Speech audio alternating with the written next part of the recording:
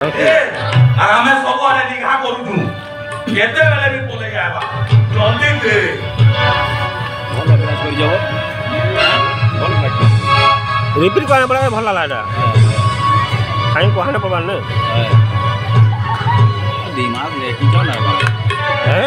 वहीं तो शनिवार रविवार खाली आओ बढ़िया बढ़िया मामा लोग सब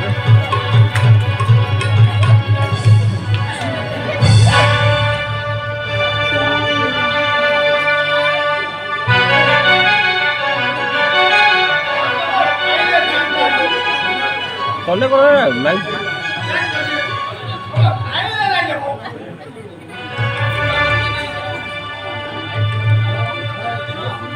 माइक ले नहीं